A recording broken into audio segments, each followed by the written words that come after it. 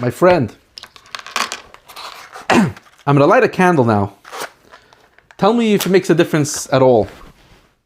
You don't even notice the light. Watch this. But if I go like this for a second and dim the lights, the more I dim it, the more the candle actually makes a difference. The darker it gets, the brighter the light. If I turn the light off completely, look what a difference it makes. But the moment I turn the light on and I add, the more light I add, the less value this candle has. And that's what we're going to discuss today. Even though angels, malachim, are much brighter, have much more energy of God's and Hashem's energy, but you would think the angel, the malachim, are higher. They're higher in a certain sense. But you have an advantage. We're going to look inside on page Pevav Amud Aleph, the second paragraph that starts Ach in large letters. It's 1, 2, 3, 4, 5, 6, 7, 8, 9, 10, 11, 12 lines so that from the beginning of the paragraph. The line starts Shura Maschelas Nukva by the dot.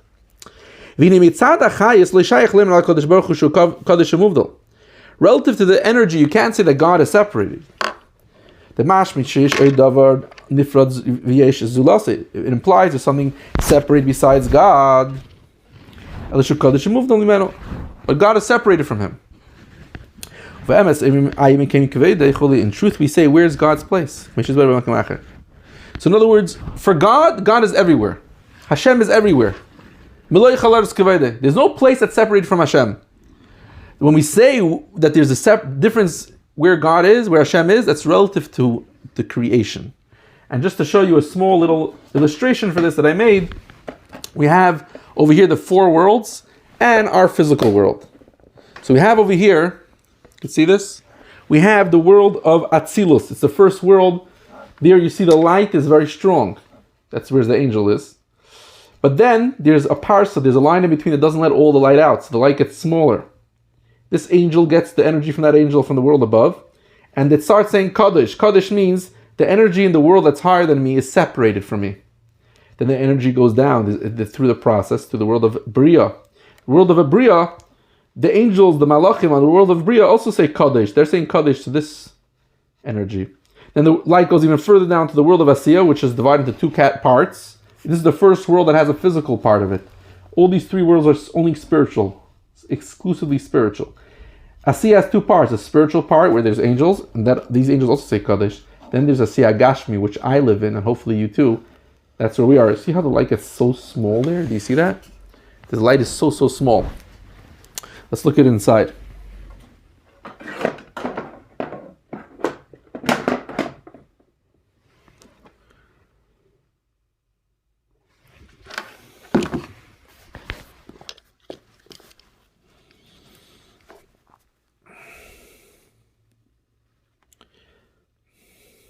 Till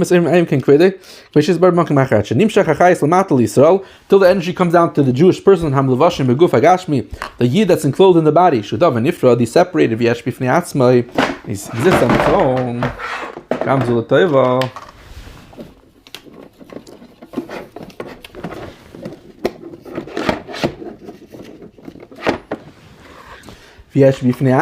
he exists on its own. The body, the gashmis we said before is darkness. The physicality covers up on the godliness of my soul. Then through awakening from below. Awakening from below means because it's so dark, I have to light the candle. By the malach in Atzilus, in the highest world, he doesn't have to even light a candle. He doesn't have to do anything. Because over here, in this world, you don't have to light a candle because it's so bright. So automatically he dehers elikus. Automatically the malachim in the worlds, okay, it could be less and less, but it's automatic. When it comes to the physical world now, because it's so dark, I have to choose to light the candle. When I light the candle, there's an advantage.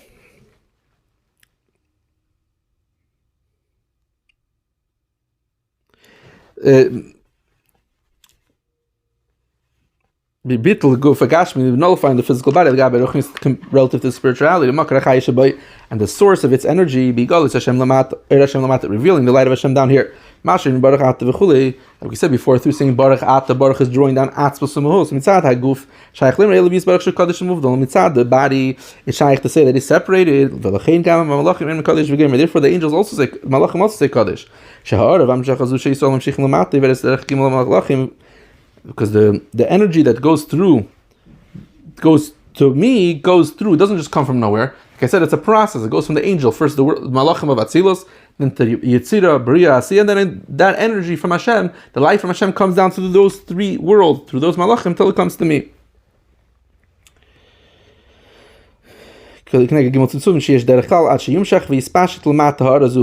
Until it's drawn down, and this energy, that should be called Hashem Tzvakis. In each level, like I said before, in each world, in other words, in the world of Atzilus, this energy it can relate to, but this energy is Kaddish. The world above it is Kaddish. The Malachim in the world of Bria, for them, the Ard in the world of Bria is relative to them. They can relate to it, but the Ard of Atzilus is Kaddish. They say Kaddish. The Malachim of Asiya, they can relate to this energy, but this Ard is too strong for them. They say Kaddish also. It's too strong for me. I can't comprehend it. Zog the Alter Rebbe weiter, wie hör, aber am Shach Hashem Mispashel Lamata Yisrael Levat Laguf Eilu Yisbarach Yish Leisin Al Ha'er V'Chai Is Ha Mispashel B'Malachim. This energy that draws down into the body, to the Jewish person, this light gives me the ability that I could be Mevatel my Guf.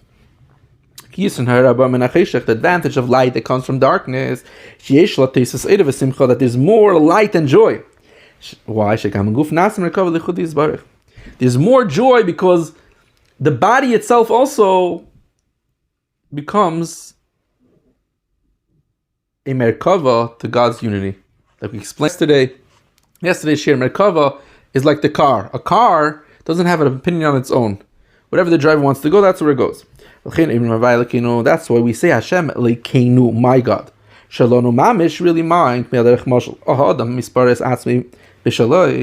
A person, we know, a person is very proud of himself. A person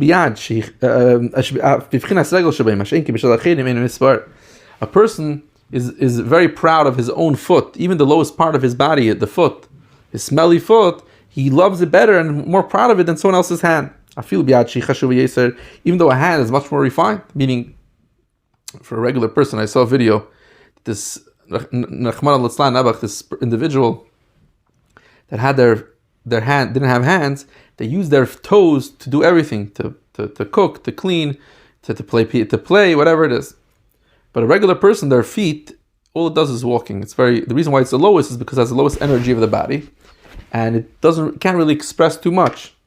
But the hands are very intricate. The hands, you could write, you could draw, you could spell, you could do so many things with the hand.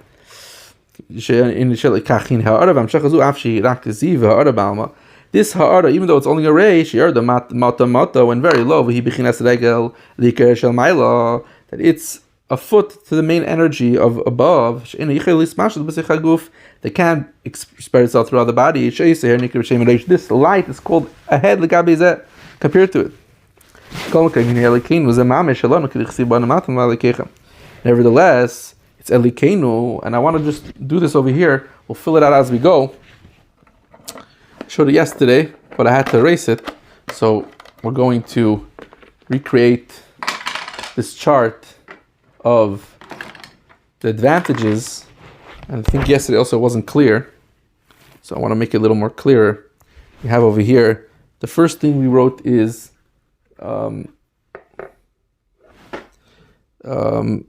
the first thing is a little bit of light.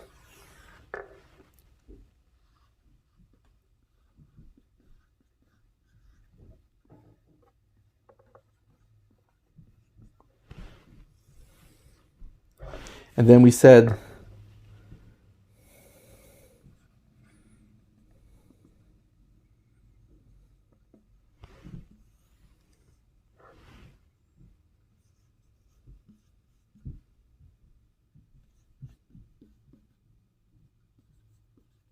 the Malachim have a lot of light. Doesn't have Elokeinu. Serusa de Lasata.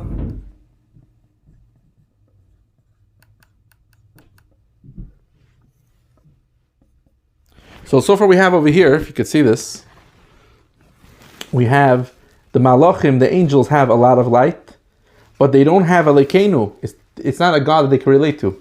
And it's not a sarusa de lasata. They're really connected, interconnected. If there's a sarusa de lasata, then it becomes a lekeinu.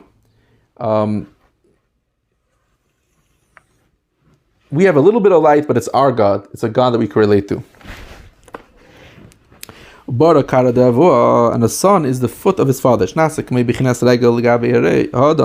like the foot compared to a person. You don't say, oh, it's only my foot. It's not so important. No. If it's my foot, then it's more important than another person's head. Razal, the first stage told us, nullify your will before God's will. This means it's like to be a foot comparative to Hashem. This bottle to be nullified towards him and to do his will. Just like the foot is nullified to gabi the person. Whatever you want, it turns. He has no desire at all. So that's the advantages of the this is a person. Malach. Person and a malach. Fine. Now today we're going to explain. We're going to explain. We said the whole idea of Birchas HaShachar is to bring down godliness into my life. We can explain that's one of the ideas of Birchas HaShachar.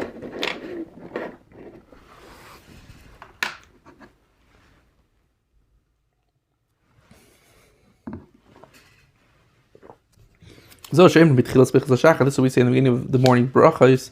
Hashem gives a rooster understanding to distinguish between day and between night. Why? What's the reason why? What's the reason why we're thanking God for the rooster? There's so many things I can thank Hashem for. Why am I thanking Him for the rooster? Because since the whole point of davening, we said, is to connect to Hashem and bring down Hashem, He should be Elokeinu, He should be my God. The whole point is to light the candle in the darkness.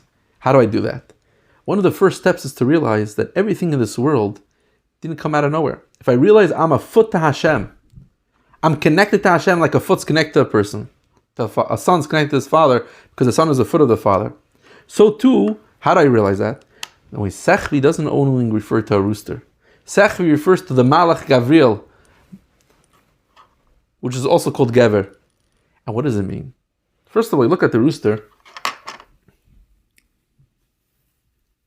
The rooster, why does the rooster crow? It's explained in Baruch Shasonisim from the Hillel Rashab that the Rebbe gave out. The Rashab explains that the rooster, the reason why the rooster is crowing is because first Malach Gavriel gets whipped with a fiery flame. And that, we said everything in the world is a chain reaction. So if in the spiritual this angel gets hit, he hits the angel underneath him, the angel underneath, until it hits the rooster. And the rooster gets hit. And that's why the rooster's crowing. And it's to remind myself, I should know nothing in this world starts from here. Everything in this world, whatever you're looking at, has a spiritual component, like we spoke. The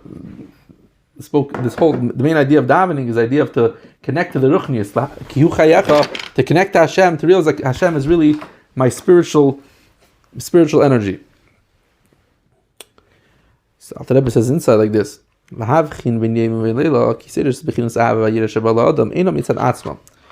Because the fact that I can love Hashem and fear Hashem doesn't come on its own. Comes from above through the spiritual sechvi sheish l'mayla, in the spiritual realms. That sechvi could distinguish between day and night. What's day and night? Why is there in general day and night? Why does the world run with day and night? The reason is because in the spiritual worlds there's also day and night. But there's no sun and moon. So what does day and night mean in the spiritual worlds? Day refers to chesed. Chesed, keil, kol hayayim. The kindness of Hashem is the whole day. And at night is idea from gevuras. And dainu ben chasad and the gevuras between kindness and gevuras. How do you figure that out? Through bina ilah.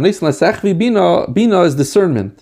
So there is a sphere of bina in the world of Atzilus, and that could distinguish between good kindness and strict. So too, on the same note, all the other blessings, brachas, v'chol have to feel in all the order of davening. Misbeinin b'hem, that one that meditates in them, maskal davar yim tzuteiv.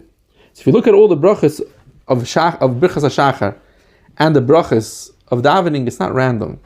The objective in all the brachas, if you look into it and you pay attention, this Kabbalistic meaning, you're going to see that the brachas is there just to bring down godliness into this world.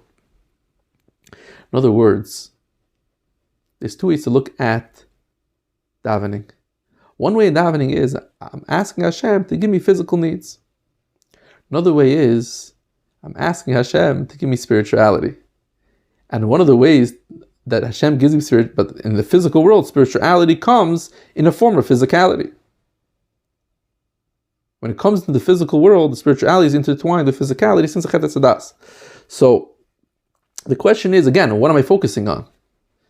Every person who davens is davening for both. The question, what's the ikr, what's the tafel? Is the ikr, I'm davening to Hashem, I want to make money, I want to be rich, I want to be healthy.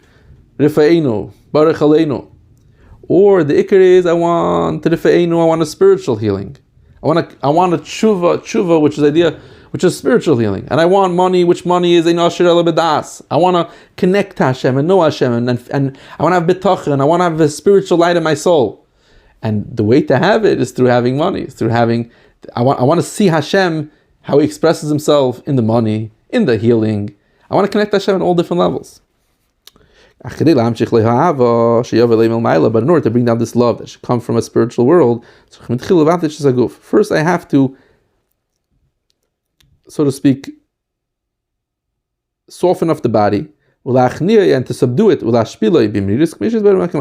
So the preparation for davening is, I go through meridas, like it's explained somewhere else.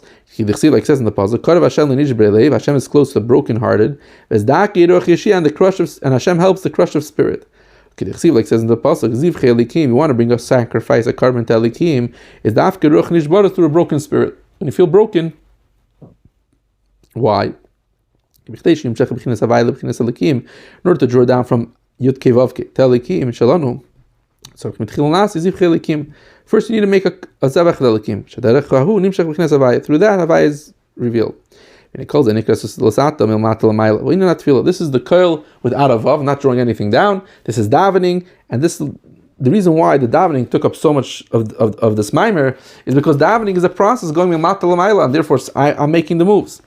But when it comes to learning, it's only 1, 2, 3, 4 lines, a fraction of it. But Torah, like we said in the past, last week, Torah is something milmata. It's like a father that goes on his hands and knees and plays Lego with his 5-year-old son, or plays with a choo-choo train with his 2-year-old son. So the son doesn't have to do anything. There's no process. You just have to play with your father. That's all you have to do. That's the idea of all your soul. The idea of Torah is that Hashem's energy should be expressed from my entire soul, my thought, speech, and action. It's called Asusa del Eila. Why? Because you don't have to develop and come to the level that you got there. You open a Mishnayos, you read a Mishnah. The minute you read the Mishnah, you're connected to Mishnah Yisrael Shama, you're connected to Hashem. The minute that you open a Chumash, the minute you open a Gemara, you're connecting to Hashem. You're there. You're on Har Sinai. Like the Chachamim tell us, when you learn Torah, you have to learn it every single day, Kechadash Mamish, as if you got Torah now, just like a Matan Torah, with fear and awe and sweat because you're shaking from fear of God. So even though it's really Susa L'Sata, at a certain sense, because I have to choose to open the Chumash, and there's a big Yetzer Hara there, I don't want to open the Chumash. But it's relative to davening, it's called a Susa D'Leila. Like our sages tell us that when I learn, Hashem, so to speak, is learning with me. That when I learn, I'm awakening Hashem's Chachma and Ratzin, which is a Chachma, the Zohar says that it's a Chachma, but it's not a Chachma that I know. Torah really, just like a father lowers himself to play games with his child, that's not who the father is. The father has a much deeper intelligence than what he's playing with the child. But he lowers himself for that. So that's the idea of I'm calling to Hashem, that Hashem should lower himself. It's like calling your father, Tati, come play with me. When I learn Torah, I'm calling to Hashem to come play with me, so to speak. Hashem should get involved with my life in a very more intimate way. Obviously, in other words, Alter Rebbe is saying that Torah is not something I didn't develop, that I understand, the child now understands Einstein's wisdom. Einstein went down, I made a funny face to you. That's Torah. That's why it's called Milmayla Lamata. Because even though I have to open the Sefer, I have to learn, I have to understand it, then I struggle, sometimes I don't understand it. Fine. But relative to Tefillah, it's Milmayla Lamata. A wonderful